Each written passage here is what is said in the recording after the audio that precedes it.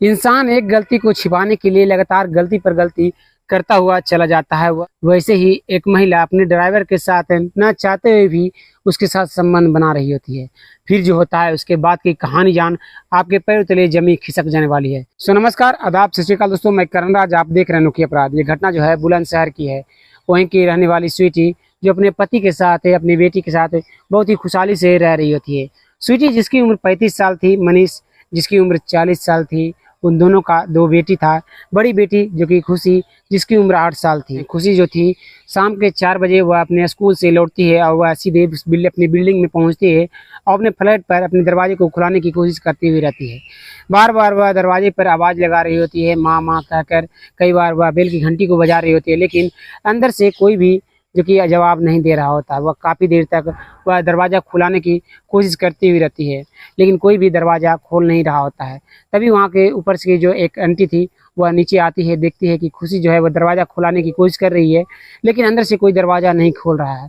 वो अपने साथ अपनी फ्लैट में ले जाती है और तुरंत खुशी के पिता मनीष के पास वह कॉल लगा देती है और कहती है, आपकी बेटी खुशी जो है दरवाजे पर कब से खड़ी थी, दरवाज़ा खुलाने की कोशिश कर रही है, लेकिन वह दरवाज़ा कोई खोल नहीं रहा है अंदर से। इस चीज़ को सुनते ही मनीष जो था वह तुरंत उस आंटी के पास पहुंचता है और वहां पर आकर उसके अपनी बेटी को लेकर सीधे अपने फ्लैट के दरवाजे को खोलता है और अंदर चला जाता है। वो अपनी बेटी को कहता है, बेटी कपड़े चेंज कर लो तो जो और खाना मैं तुम्हारे लिए लगा देता हूँ। इतना कहते हुए वह किचन की ओर जाने लगता है। तभी वह देखता है कि उसके बेडरूम का दरवाज़ा जो है वह खुला हुआ है। वह तुरंत अपने बेडरूम के दरवाजे की ओर जाता है और दरवाज़ा पर पहुंचता है तो देखता है कि अंदर जो स्वीटी है वह बेड पर पड़ी हुई है। इस चीज़ को देखकर वह उसके पैर तले की जमीन खिसक जाती है। वह तुरंत स्वीटी को उठाने की कोशिश करने लगता है, लेकिन काफ़ी देर उठाने की कोशिश करने पर भी स्वीटी नहीं उठ रही होती है। तब वह उसके नब्ज को चेक करता है तो वह इस दुनिया में नहीं थी, उसकी मौत हो चुकी थी।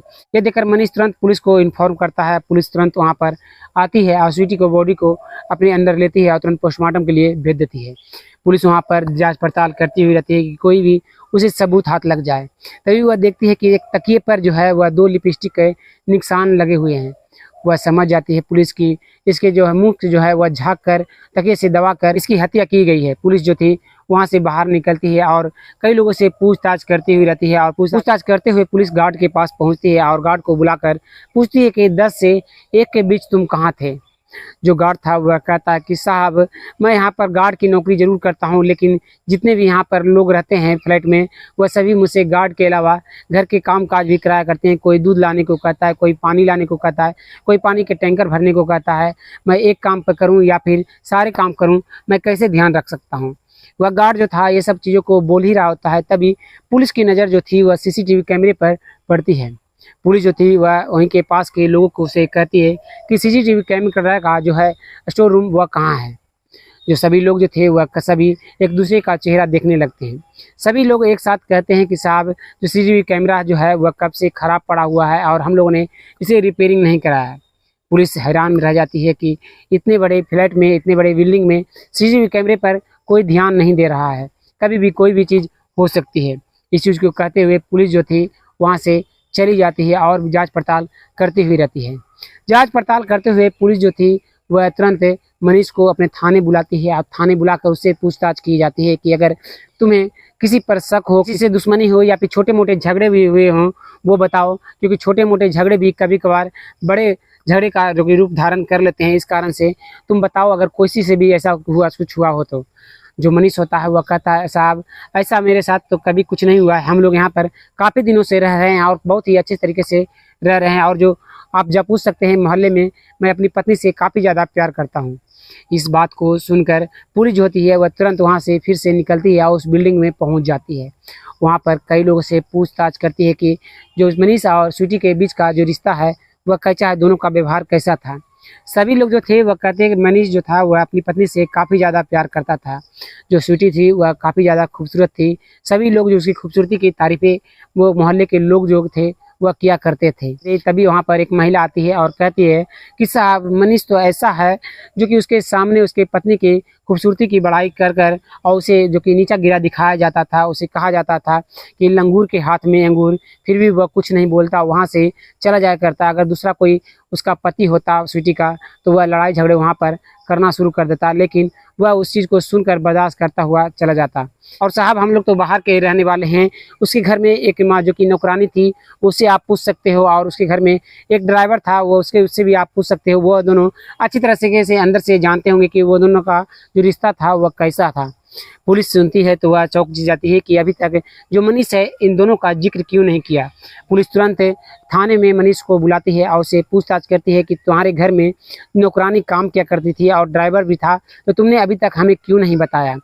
जो मनीष था वह कहता है कि साहब उस दिन हमने दोनों को आज छुट्टी दे रखी थी, इस कारण से मैंने सोचा कि वह दोनों का नाम लेने से कोई फायदा है नहीं। पुलिस इन दोनों के बारे में जानते ही पुलिस तुरंत वहां से निकलती है और सीधे सबसे पहले वह नौकरानी के घर पर पहुंचती है और दरवाजे को खटखटाती है।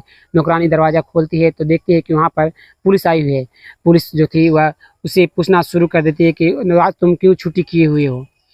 जो नौकरानी थी वह कहती है कि साहब जो मेरे साहब हैं मनीष, उन्होंने मुझे छुट्टी दी है और कहा है आज तुम घर पर रह सकती हो, हम लोग जो है वह कहीं घूमने चले जाएंगे। इस बात को सुनते ही जो पुलिस वाले थे वह वहाँ से निकल जाते हैं। पुलिस वहाँ से निकलती है और सीधे उस ड्राइवर के घर पर पहुँचती है और दरवाजे को खटखटाती है। तो ड्राइवर का जो पत्नी थी वह दरवाजे को खोलती है, तो वह पुलिस को देखकर वह चौंक सी जाती है और पूछती है कि साहब मेरे घर पर आप लोग क्या करने आए हो। पुलिस कहती है तुम्हारे पति के जो मालकिन है वह इस दुनिया को छोड़कर चली गई है, उससे पूछताछ करनी है। पुलिस जो थी वह अंदर जाती है और अंदर जाते ही वह देखती है पुलिस कि जो ड्राइवर है वह बेड पर पड़ा हुआ है, वहीं के पर बगल में शराब रखा हुआ है, वहीं पर गिलास रखा हुआ है। पुलिस उसे उठाती है, पानी मुँह पर देती है। वह पुलिस को देखकर वह चौंक से जाता है कि उसके घर में अचानक से पुलिस कैसे पहुंच गया। वह साहब पूछता कि साहब आप मेरे घर में क्या करने आए हो, क्या कोई हमसे गलती हो गई हो। जो पुलिस थी वह कहती है कि तुम्हारे मालकिन इस दुनिया को छोड़कर चली गई है और तुम शराब पीकर यहाँ पर सो रहे हो, तुम ड्यूटी पर आज क्यों नहीं गए। तो जो ड्राइवर था वह कहता है कि साहब जो मनीष साहब है उन्होंने मुझे छुट्टी दी है और उन्होंने कहा है कि मैं और मेरी पत्नी दोनों घूमने जाएंगे। पुलिस उन दोनों की बातों को सुनती है तो मनीष के ऊपर ही पुलिस को शक जाना शुरू हो चुका था। पुलिस जो होती है तुरंत मनीष के मोबाइल का CTR निकालने को कहती है।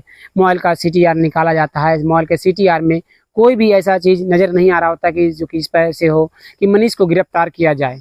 मनीष से भी बार बार पूछताछ की जा रही होती है, लेकिन मनीष कोई भी चीज़ बताने को तैयार नहीं हो रहा होता। वह बार बार कह रहा होता है कि वह दोनों जो थे वह बाजार में घूमने गए थे और घूमते हुए वह जो थे वह शॉपिंग करने को जा रहे थे।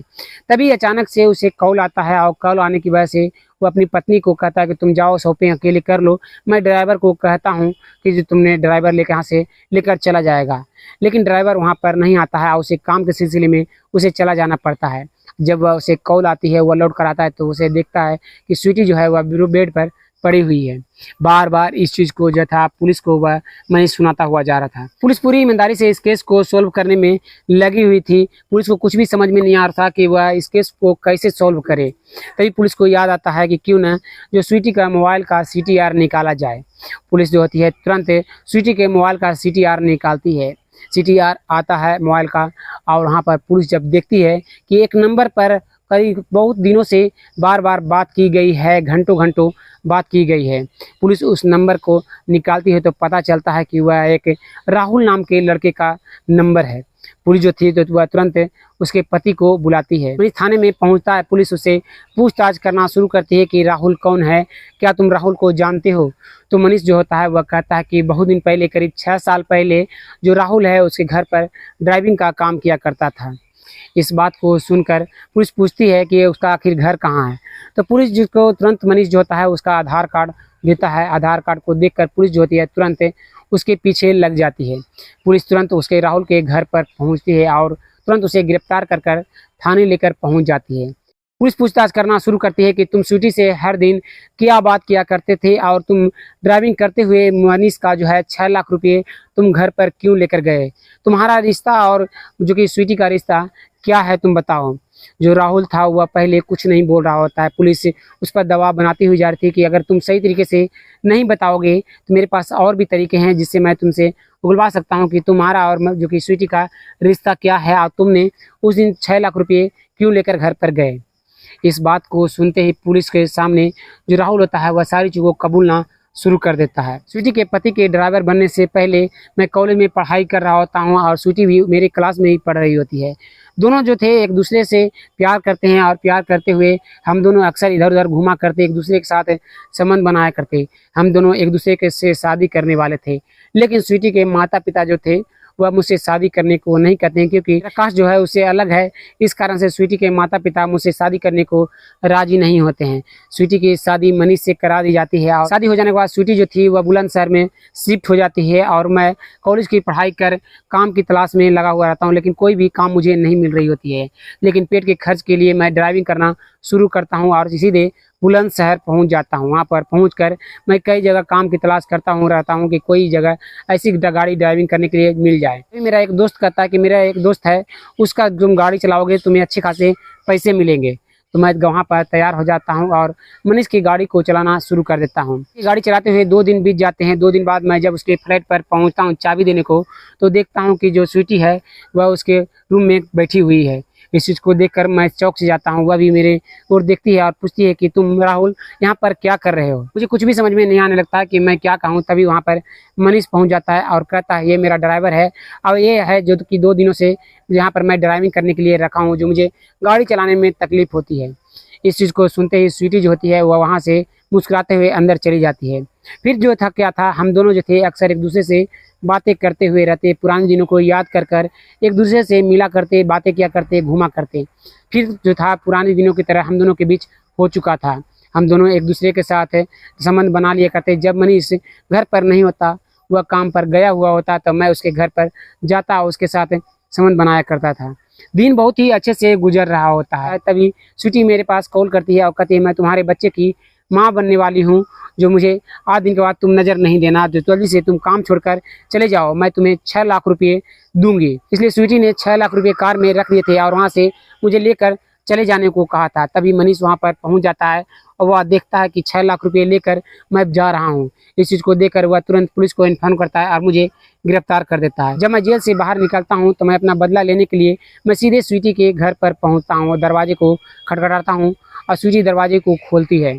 दरवाजे को खोलती है जैसे मैं अंदर चला जाता हूँ और स्वीटी के हाथ को पकड़कर सीधे उसके बेडरूम में लेकर चला जाता हूँ और उसके साथ संबंध बनाना शुरू कर देता हूँ। वह बार बार मुझे हटाने की कोशिश कर रही होती है और फिर मुझे काफ़ी ज़्यादा गुस्सा आ जाता है। मैं वहीं पर से तकिए को उठाता हूँ और उसके मुंह पर देकर जो कि इस दुनिया से अलविदा कर देता हूँ और फिर वह वहाँ से दरवाजे को लॉक कर चला जाता हूँ। पुलिस इस बात को सुनती है तो सबकी बक्की रह जाती है और कहती है तुमने जो किया वह सही नहीं है, तुम्हें कड़ी सजा होगी। इतना कहते हुए उसे जेल के सलाखों के पीछे कर देती है। दोस्तों, इस घटना में आपको किसकी गलती लगती है? क्या स्वीटी की गलती थी कि वह उसके पहले प्रेमी को मिलते ही उसके साथ वह पुराने वाले रिलेशन में जुट चुकी थी, या फिर मनीष की गलती थी कि वह अपनी पत्नी की अपने परिवार के ऊपर ध्यान नहीं दे रहा होता है, या फिर उस राहुल की गलती थी कि अपने पुराने प्रेमिका को देखते ही उसके मुंह से जलार चूना शुरू हो चुका था। आखिर किसकी गलती लगती है? कमेंट में अपना राय जरूर दीजिएगा। फिर मिलते हैं एक और वीडियो में, तब तक के लिए धन्यवाद। जय हिंद।